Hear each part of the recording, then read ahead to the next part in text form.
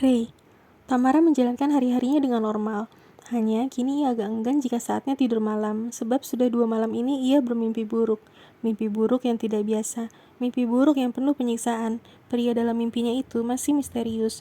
Ia hanya dapat mendengarkan suaranya yang seringkali berbisik di telinganya. Tapi tentu saja karena berbisik membuat ia tidak bisa mengenali suara itu. Yang dapat ia ketahui adalah bahwa sosok itu penuh kebencian dan dendam pada dirinya. Hari Sabtu ini, Tamara tidak kemana-mana. Ia menghabiskan waktu liburnya untuk mencuci pakaian dan membereskan kamarnya. Setelah makan siang bersama teman-teman kos lain, ia kembali ke kamar dan asik membaca sebuah buku, kemudian ia tertidur. Dalam mimpinya kali ini, ia hanya merasa sangat bahagia dan dicintai. Ya, ia memiliki kekasih dalam mimpinya. Begitu baik, hubungan mereka terasa bahagia dan penuh tawa. Pun si lelaki ini begitu lembut, namun ia tak pernah bisa melihat wajahnya di mimpi-mimpinya. Tak apa, setidaknya mimpinya kali ini adalah seperti sebuah potongan ingatan yang berupa kenangan indah, pikirnya. Sebuah potongan penglihatan kembali melintas. Kali ini mereka sedang di bawah hujan, sedang mengendarai motor, dan ia mengenakan jaket pria itu. Saat bangun dari tidurnya, Tamara bertanya-tanya, apakah itu benar-benar potongan ingatan Kalista? Jika iya, siapakah kekasihnya itu? Saat ia terbangun, hari sudah hampir memasuki waktu petang. Sesuatu menetes di keningnya. Sepertinya kamarnya bocor. Ia pun heran, apakah di luar sedang turun hujan, pikirnya. Tamara menatap langit-langit kamarnya dan menemukan sosok itu lagi-lagi ada di sana. Sosok seorang wanita yang menempel di langit-langit kamarnya dengan rambut terurai dan tangan menjulur ke bawah seperti menggapai-gapai Tamara. Tamara memiringkan tubuhnya yang tadinya terlentang. Ia memelingkan wajah, tidak mau melihat makhluk itu. Kenapa kamu tidak dengar kata-kataku? Jauhi dia, jauhi, katanya dengan suaranya yang menyerupai sebuah erangan marah. Tamara kebingungan, namun dia memberanikan diri untuk berkomunikasi dengan makhluk menyeramkan itu. Dia siapa? Tanya Tamara. Sosok yang berada di atasnya itu mengerang. Tamara menatapnya. Ia tidak memiliki mata. Bagian matanya terlihat berlubang dan darah terus menetes dari sana. Aku nggak ngerti, siapa yang kamu maksud? Siapa dia yang harus aku jauhi? Ucap Tamara dengan nada tinggi. Ia sedikit marah, mengapa makhluk ini memerintah seenaknya? Dia tidak baik untukmu, maka jauhi. Jauhi, arang makhluk itu. Kemudian tiba-tiba saja ia duduk di samping Tamara. Tamara pun segera terbangun dan duduk. Kenapa kamu ganggu aku? Aku nggak paham apa yang kamu maksud, ucap Tamara gusar. Kamu terlalu baik untuk dia, Tamara. Jauhi dia.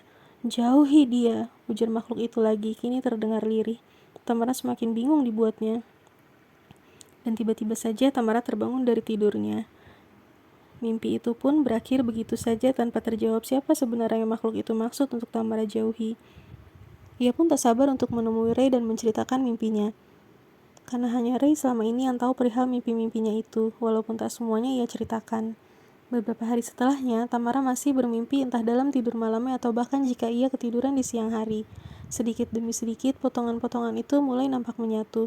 Dan Tamara berharap segalanya mulai terjawab, mulai dari penglihatannya bahwa dirinya dalam mimpinya itu sangat bekerja keras untuk ibunya, dan pesugihan yang dilakukannya pun sudah mulai terlihat hasilnya. Pagi ini Tamara melakukan aktivitasnya seperti biasa, bekerja sebagai rutinitasnya. Hari ini berjalan dengan cukup normal. Ia seperti biasa keluar makan siang dengan Ray di Pujasera seberang kantor mereka. Semalam mimpi lagi nggak? Tanya Ray dengan nada khawatir. Tamara menggeleng pelan. Kenapa aku dikasih kenangannya? Kenapa aku seakan-akan diminta melihat apa yang dia lihat? Tanya Tamara terdengar frustasi. Dia siapa? Ray bertanya balik karena tidak mengerti apa yang dibicarakan Tamara. Gadis dalam mimpiku itu. Hantu yang nempel di langit-langit kamarmu? Tanya Ray yang merasa bahwa makhluk itu jahat dan mempengaruhi pikiran Tamara. Udahlah, lupain Tam. Anggap mimpi-mimpi kamu itu gak pernah ada supaya kamu gak kepikiran sampai kayak gini. Dia bukan sekedar hantu biasa, Ray, ucap Tamara lalu menambahkan. Dia penganut pesugihan. Aku tahu beberapa cerita hidupnya. Ya, itu bisa-bisanya aja siasat setan untuk menghantui manusia. Memperdaya dari pikiran si manusia itu. Lupain Tam, berusahalah.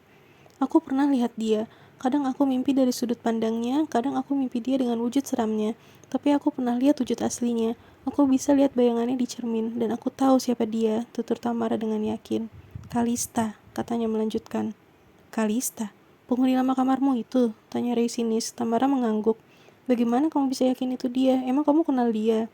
Tamara pun menggeleng perlahan. Aku memang gak kenal dia langsung, tapi aku pernah lihat dia dari fotonya yang masih ada di kamarku.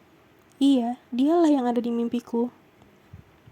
Tam, kurasa semua itu hanya karena bunga tidurmu, dan mungkin terkait karena kamu habis melihat foto anak itu. Mungkin, ucap Ray enteng.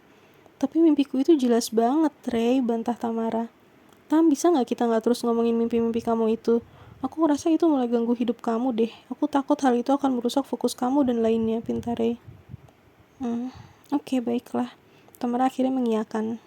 Ya, ia juga tentunya lelah akan mimpi-mimpi yang terus berdatangan itu. Ia sudah sampai pada tahap tidak ingin pergi tidur karena takut didatangi mimpi-mimpi itu lagi setiap malamnya. Dan mungkin karena kurang tidur, Tamara justru jadi mudah mengantuk. Malam ini ia tertidur lebih awal dari yang ia rencanakan, dan lagi-lagi ia masih saja bermimpi. Kali ini ia bermimpi lagi tentang si kekasih itu.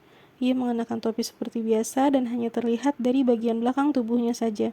Dalam mimpinya itu, Tamara merasakan ia sedang duduk, sedangkan kekasihnya itu berdiri diam saja.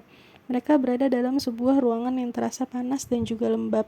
Lalu tiba-tiba kekasihnya itu membalikan badan dan berjalan mendekat menghampirinya. Saat itu Tamara bisa melihat wajah pria itu. Ray. Saat bangun dari tidurnya, Tamara langsung menjalankan ibadah subuhnya. Setelah itu ia jadi berpikir keras. Apa maksud mimpinya itu? Mengapa kali ini Ray ada dalam mimpinya? Kalau apa yang lihat betul-betul ingatan Kalista, maka apakah ada hubungan antara Kalista dan Ray? Namun Ray bilang bahwa ia tidak tahu menau tentang siapa pemilik kamar yang menghuni kamar Tamara sebelumnya. Ray gak mungkin bohong kan, pikirnya. Siang ini ia setelah menjalankan ibadah zuhurnya, Tamara merasa sangat mengantuk. Ia memutuskan untuk tetap berada di musola ini dan tanpa sengaja ia tertidur. Ia bermimpi, kali ini mendapat penglihatan tentang proses penyekapannya. Entah siapakah pria yang menyiksanya ini. Pria itu kelihatan begitu marah padanya sehingga menyiksanya bertubi-tubi, dan benar-benar secara fisik juga perkataannya yang kasar. Entah apa yang dilakukannya hingga pria itu begitu marah padanya. Pria itu berjalan mendekatinya kemudian menamparnya dengan sangat kencang hingga pipinya terasa panas. Kemudian pria itu menjambak rambutnya ke belakang terasa sangat sakit. Tamara memejamkan matanya karena ketakutan. Aku nggak akan ngebiarin kamu hidup dengan tenang. Aku pastikan akan membuatmu mati. Mati secara pelan-pelan dengan rasa sakit yang gak akan pernah berakhir. Paham? Ujar pria itu. Namun sesuatu membuat Tamara tertegun kaget. Suara ini perlahan ia membuka matanya untuk mengetahui siapakah pria yang sedang menyiksanya ini, dan ia melihat wajah Ray yang berada sangat dekat dari wajahnya. Bahkan ia dapat merasakan hangatnya hembusan nafas Ray. Tamara terkesiap bangun dan puluhan tanya melintas di kepalanya.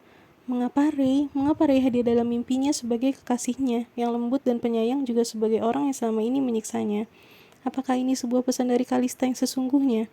Apakah saat ini Kalista masih menjalankan penyiksaan ini, ataukah malah Kalista telah meninggal dunia terbunuh? Tamara bergidik ngeri. Apakah ini yang hantu seram itu berusaha sampaikan padanya? Untuk menjauhi Ray, bagaimana cara ia mencari pembenaran atas semua penglihatannya ini?